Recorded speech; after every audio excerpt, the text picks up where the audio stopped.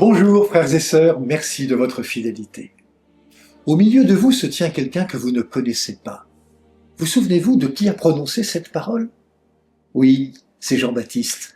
Jean-Baptiste qui reconnaît en Jésus le Messie et qui s'efface devant lui en disant « Je ne suis même pas digne de dénouer la lanière de sa sandale ». Et dans l'évangile d'aujourd'hui, qu'avons-nous entendu? De la nuée, une voix se fit entendre « Celui-ci est mon fils, celui que j'ai choisi. Écoutez-le ».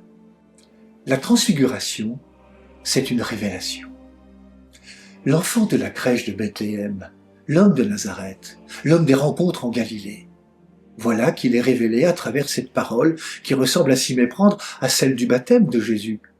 Lorsqu'une voix se fit entendre « Celui-ci est mon fils bien-aimé ». L'épisode de la transfiguration que nous lisons révèle la vraie identité de Jésus de Nazareth. Au moment où il gravit la montagne de la transfiguration avec ses 3 disciples, Jésus arrive à la fin de son ministère en Galilée. Il subit l'incompréhension des foules, parfois enthousiastes, mais aussi capables de changer d'avis à cause des pressions. Nous le savons, ces foules vont se retourner contre lui à l'heure de sa passion. Oui, frères et sœurs, il n'est pas facile de rester fidèle au Christ et à son évangile. L'hostilité des chefs religieux n'a cessé de grandir et se manifeste ouvertement, parce qu'ils le rejettent comme Messie. Jésus sait que ce refus va le conduire à la croix. Quant aux disciples, leur foi est encore fragile et ne comprennent pas vraiment ce qui attend Jésus. C'est donc dans ce contexte de passion où Jésus sera défiguré que survient la transfiguration. Et nous voilà sur la montagne de la transfiguration. Même s'il est question de lumière, nous sommes à la suite de Pierre, Jacques et Jean, invités non pas à regarder, mais à écouter. Celui-ci est mon fils, celui que j'ai choisi, écoutez-le. Dans le contexte de notre monde qui n'est pas en paix, où les puissants font sentir leur pouvoir au détriment de millions de populations, nous sommes invités à écouter et comprendre le message, la parole de Jésus. Et ce message de la transfiguration, c'est l'annonce que la lumière l'emporte sur la ténèbre.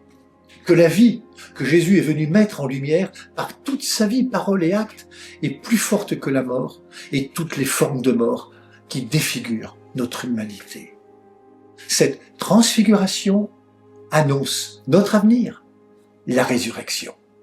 Elle nous présente Jésus comme la lumière véritable, ce phare qui peut encore aujourd'hui éclairer nos routes incertaines. Le jour de notre baptême, nous avons été appelés enfants de Dieu. Nous avons reçu de nos parrains et marraines la lumière du Christ. Cette lumière reçue est en chacun de nous. Et comme disciples, nous sommes invités chaque jour à faire jaillir cette lumière qui est celle du Christ. Celui qui nous a dit « Vous êtes la lumière du monde ». Le péché, c'est ce qui étouffe cette lumière. C'est ce qui veut l'éteindre. Frères et sœurs, que ce temps de carême soit pour nous l'occasion de nous refaire une beauté du cœur. Que ce temps de carême nous permette d'apprendre et de réapprendre ce regard de lumière. Regardons aussi celles et ceux qui nous entourent. Que de gens défigurés extérieurement et intérieurement par la maladie, la déprime, la séparation, la solitude, les culpabilités. N'oublions pas celles et ceux que nous défigurons par nos critiques, nos jugements, nos médisances, nos calomnies.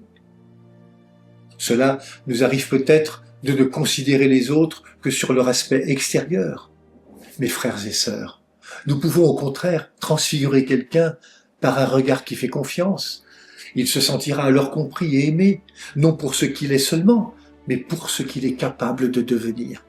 Ce regard est un cadeau d'espérance, un sourire, la patience d'un accompagnement qui fait cheminer au pas de l'autre et le respect accordé à quiconque, quel que soit son aspect extérieur, mettent de la lumière sur le visage et dans le cœur des êtres. Ressuscités avec le Christ, vivons en enfants de lumière. Bonne route vers Pâques à toutes et à tous. Prenez bien soin de vous et des autres. L'heure est venue de l'exode nouveau. Voici le temps.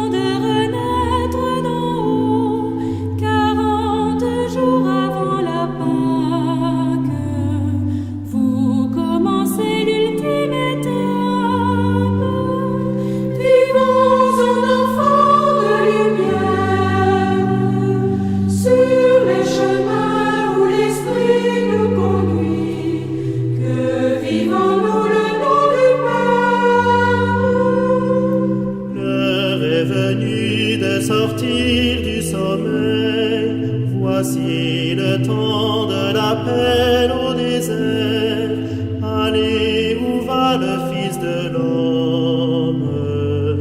La joie de Dieu sur lui repose. Vivons en enfants de lumière, sur les chemins où l'Esprit nous conduit, que vivons-nous le nom du Père.